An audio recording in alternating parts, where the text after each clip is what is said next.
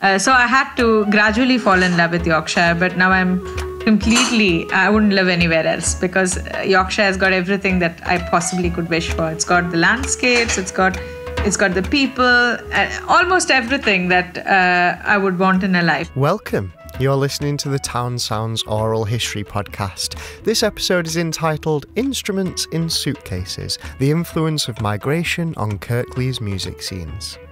Over the course of this podcast, we've already heard a number of voices who have migrated to Kirklees from somewhere else.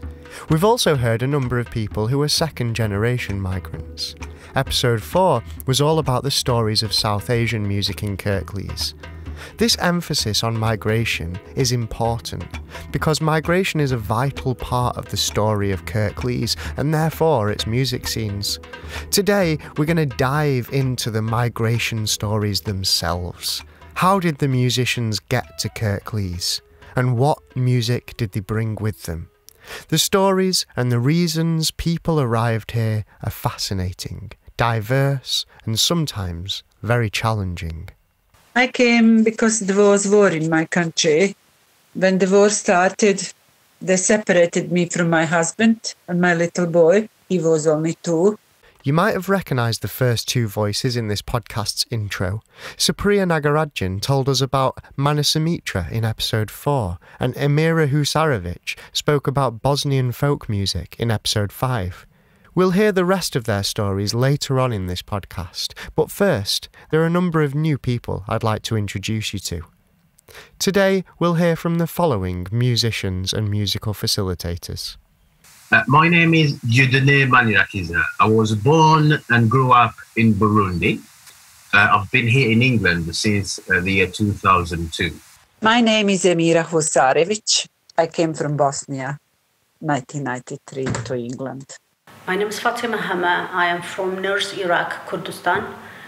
I came here 2006. My name is Frank Grombir, and I'm originally from the Czech Republic, and I moved to Huddersfield in 2006. My name is Hussain Suliman. I'm from Iraq. I came in UK 4 years ago. I'm Supriya Nagarajan, and I'm based in Dewsbury, West Yorkshire, originally from India. My name is Thomas Benjamin. I was born in Trinidad in the year 1954, and I came to England 1969 in May. The first person in that list was Didi. You might recognise his voice too. He tempted us into this podcast episode at the end of the last. Didi is a Burundian drummer. Uncontroversial, you would have thought. Think again.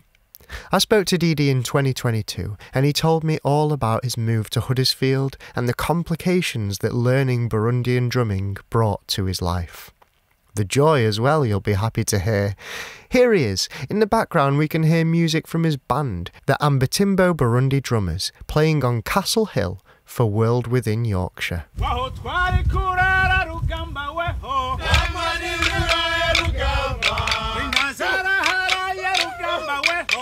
My background and the reason behind me being here. I came here as an asylum seeker from Burundi. When you are an asylum seeker in the UK, you introduce yourself to the authorities, to the immigration authorities, and they decide where they send you in the country. You don't have a choice of where you have to go. The Home Office will decide where to send you. They sent me the first time to Huddersfield, and I'm still here. I've never left. Yorkshire, for me, gave me the impression of being very welcoming, very accommodating. When I came here, I didn't have any friends. I didn't know anybody at all. I'm quite a sociable person. I'm very outgoing as well. It was not difficult for me to make friends, so I made friends pretty quickly. I asked him if his parents were supportive of his drumming. Initially, my parents were not happy about it because in Burundi, we have a problem of Hutus and Tutsis, 2 tribes that do not like each other. They have been killing each other for many, many years. That's one of the reasons I ended up here. So the drumming was seen as an activity for the Hutus. So me coming from the Tutsi family, My parents initially didn't like it. They thought, what are you doing? That's not for you, that's for the Hutus. And I didn't listen, I carried on. There was one festival that happened in the school. So my parents were invited to come to the school to this particular festival. And I was playing drums with my classmates. And my parents saw what I was doing. They were very impressed. They couldn't think that I could do it. They didn't know that I could play drums and dance and sing and jump around. So they were very, very impressed. So I'm glad that they came to that festival because that has helped them to change their minds. These tribal divisions, they are not real. I don't believe in them personally. I have grown up to learn and see things and embrace diversity out and about and to travel the world. So I'm not particularly connected to my tribe, but I would say that I'm connected to humanity in general. I would like to be myself as a human being in the community of humans, not belonging to one particular tribe. So that was Didi's introduction to drumming, but what has he been up to over here? Well, the band we've already heard from, of course, but also Didi is engaged in a number of community projects too. Here he is again to tell us more. But I had a great feedback from the communities here. It's something very, very unique, something people have never seen before. I played a few different places in schools, and the kids in schools loved it. The energy, the singing, the dancing, they loved it. I thought it was something that came to complement the diversity we see around Yorkshire. Yorkshire being a very, very diverse area, which is very, very beautiful. I think our drumming came in to complement the diversity which was already here. And the kids love it. It's a great experience. Mananje nudanipe ibangarira hebekwa ubuzima sogopina akagumye mananje babumapu naudya mananje katabugoye ushaka umuce acika ijoro ushaka umubira mananje birakuya. It was a real pleasure speaking to Didi for that interview. His joy and enthusiasm for life and music shines through in his presence. Didi came to the UK as an asylum seeker, and Huddersfield was lucky enough to be his destination. Everybody's journey is slightly different, and this episode will give you a wide range of reasons and narratives about how musical people make it to Huddersfield. In the spring of 2022, I was invited into a warm and welcoming church in Springwood. They gave me some delicious food and I met a number of very beautiful people. Two of them were Fatima and Hussain. They spent a few hours of their day playing music for me, letting me play on the saz, and most importantly, talking to me about Kurdish music for the TOWNSOUNDS Oral History Collection. Here they are discussing their journeys to Huddersfield and the music of their land. For me, actually, when I came here, I didn't know anything. For me, it was quite frightening to go out. I locked myself for 1 year in the flat because without my husband, I'd never went anywhere. I just prefer to not to, because that's what I heard.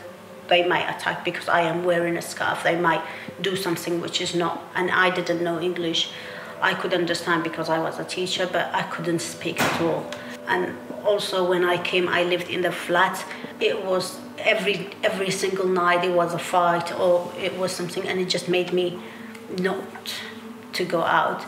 And after that, because I had my first child, and then I went to start college, and I found I did a mistake to not come out because it wasn't reality where I lived. Different from what is around the town or around the college. But I found it quite welcoming, really.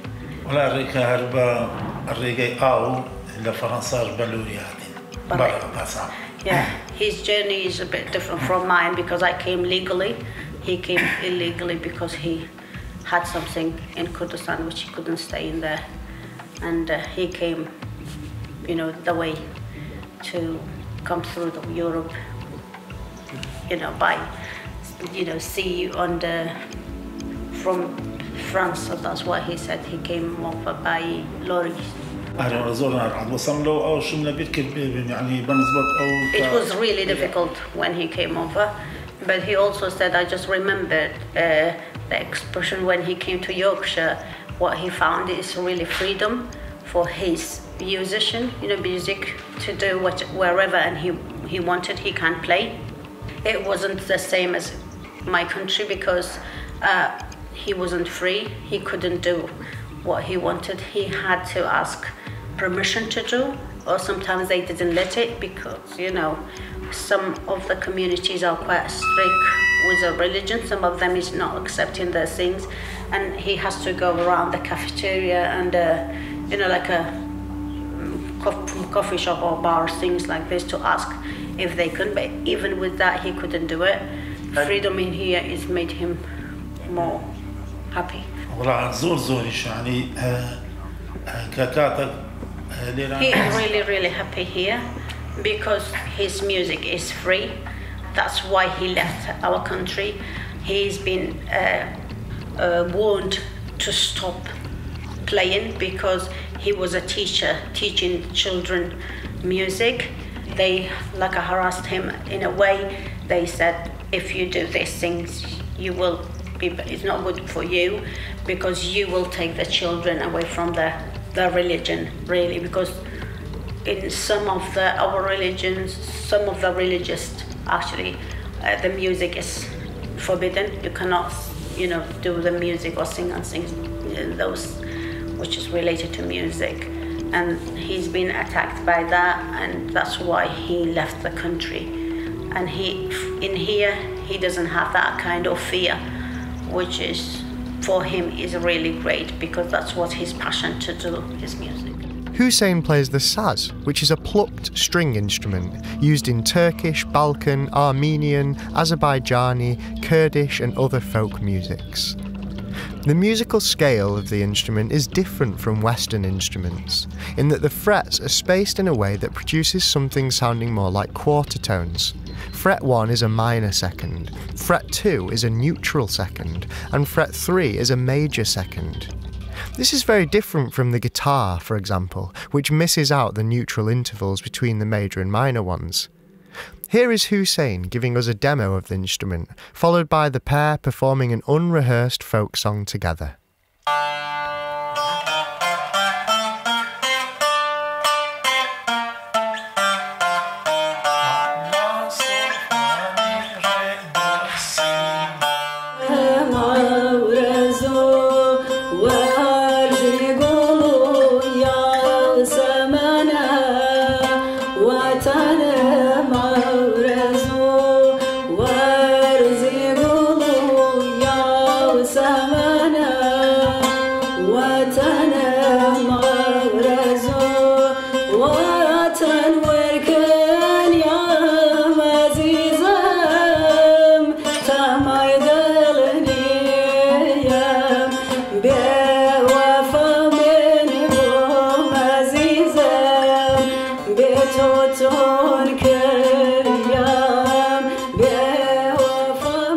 Fascinating information and beautiful music, I'm sure you'll agree.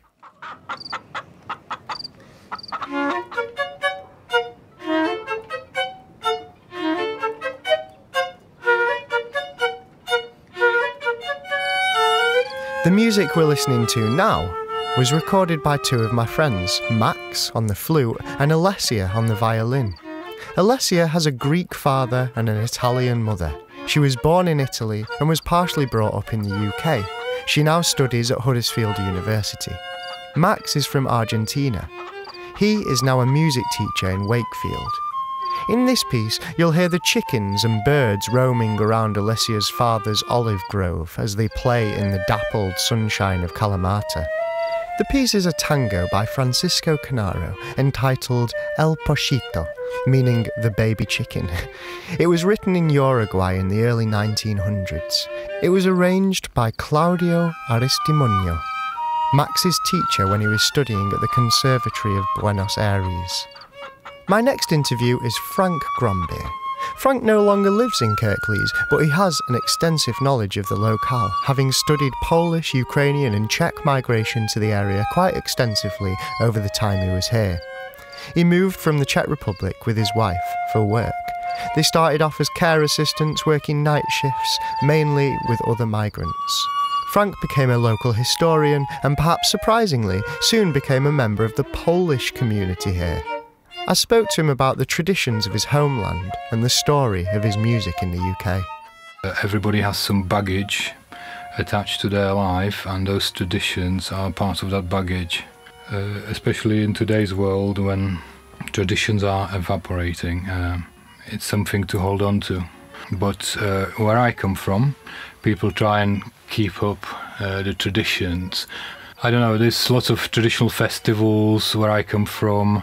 People still, things like pilgrimages and little village fairs. So in terms of activity, I think it's very vibrant. When I was growing up, it was just after the Velvet Revolution, or I was born 1985, so 4 years into the Velvet Revolution.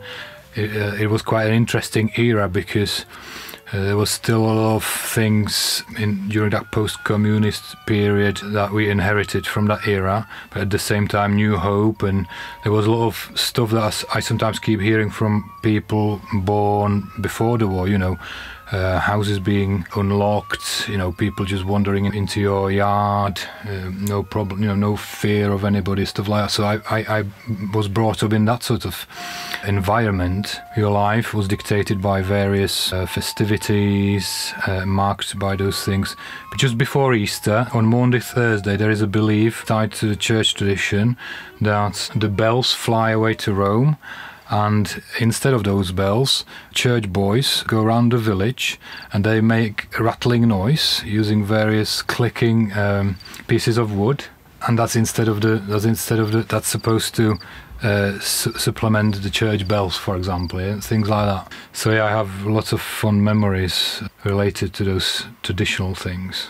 We are a musical family, and I mean, lots of people in Moravia, which is part of the Czech Republic, the more traditional part, South Moravia.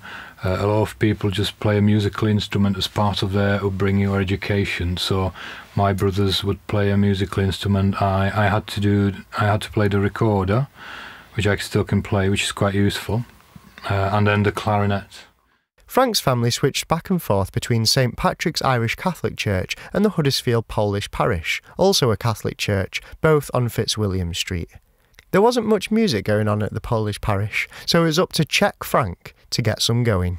So first we went to St Patrick's Church, and there was a musical group that we thought, oh, that would be fun to be part of. But for some reason, I think we must have had quite limited English back then. We didn't feel very accepted, so we thought, oh, bugger this, we'll try something else. And then somebody told us about the Polish church, and because the Polish community is the strongest in here, and the language is fairly similar, even the traditions and things like that, you feel some sort of affiliation. And there was a young priest there, and we went there on a Sunday, and it was completely quiet. What we're used to, you know, new music, guitars, youthful singing, so this is what I grew up in, and we wanted to bring that to Huddersfield. My wife, she was quite brave. She said, oh, why shan't we set up a group like this in the Polish church? You know, Czechs in the Polish church, but why not? I got to know one girl from the university who was Polish as well, so she sort of helped us, and a few other people came, and we just started learning Polish songs. I played the guitar. She was the choir leader, and you know, it was quite empowering. You know, it suddenly gave us a purpose. You know, we were giving something to the community. It was great because through that we got to know a lot of new people, and it was a fun thing to do. I should say I've recently visited the Polish church myself for a sermon, and the lively music has once again disappeared, as beautiful as the sermon was. Shortly after my interview with Frank, his family moved back to the Czech Republic. In order to pack light, he first dropped off a big pile of Czech children's books to my house, which we have had great fun reading with our little boy, so thank you to Frank and family. One of the many perks of my role as a musical oral historian. We're next going to hear from Thomas Benjamin. As podcast listeners, you'll find out more about Thomas and his music in episode 12 of the series, Brass and Steel, the bands that put Kirklees on the map. Thomas was part of one of the first steel bands in Kirklees, but before we find out all about that later on in the series, his migration story is interesting. So let's hear about that. Whilst he speaks, we'll hear the Hallelujah Chorus performed by the North Star Steel Orchestra, which was founded by Thomas's brother, Kelvin. Well, when I first came to Huddersfield, we came by aeroplane BOAC because at that time the boat were phasing out, you see. So we came by London, and from London on BOAC we came on. From London we came to Manchester, and my dad picked us up. And we were travelling through Manchester. I said to my dad, "Why is all this out smoking?" He says, "Oh, you'll find out sooner or later." And he never said a word about it again until I get home, when I had to clean the fire, and I know that I had to keep us warm all day long, you know, because in those days there was no central heating. And I thought, well, after a month, I thought, well, I don't like this, I want to go back home, you know. But as time went on, I grew into it, and I went to school and all that, and I really get to love the place, like, you know. And I came to England 1969 in May, and I've been here ever since, going back and forth. What sort of music did you grow up listening to? Well, I grew up in Trinidad, as you know, because I came here when I was 15. And I was listening to calypso music all the time, because that's what is staple diet at them times, all calypso music. And after Carnival, it changed to a different sort of music, like ordinary pop music. But basically, it's calypso all the time, and steel band music. The music we're hearing now is from the album Posse of Fireflies by Supriya Nagarajan, Duncan Chapman, Ben Castle, Karen DeFleet, Lucy Nolan and Carla Rees.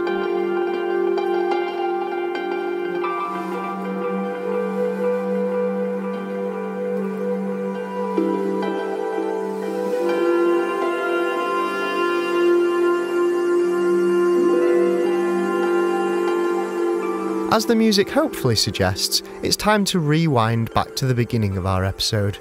We first heard from Supriya Nagarajan and Emira Husarevic, two people who have appeared on previous episodes but we currently know little about. So let's find out.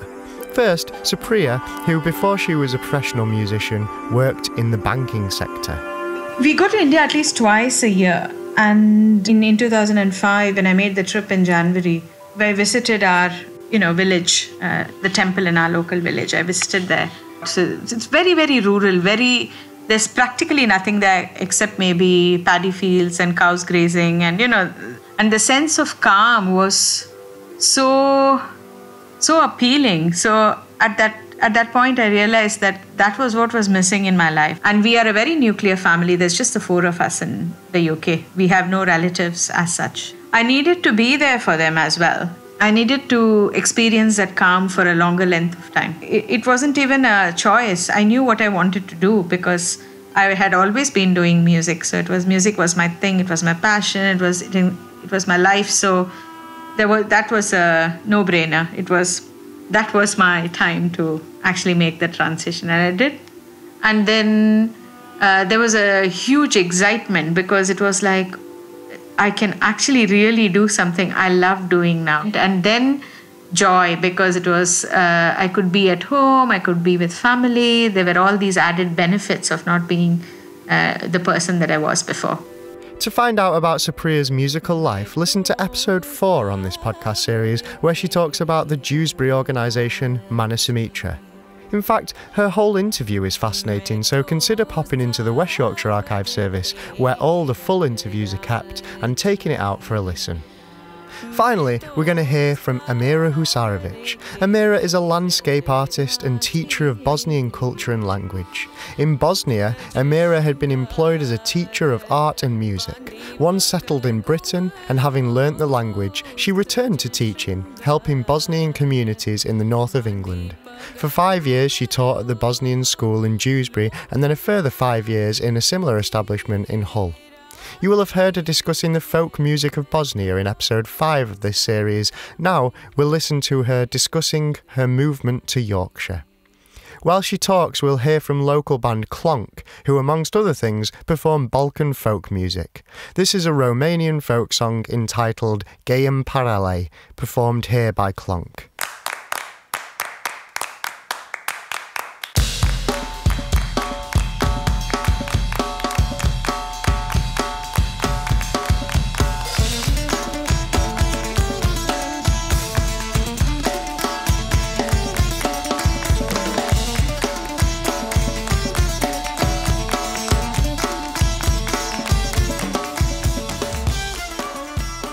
I came from Bosnia. I couldn't speak English language at all.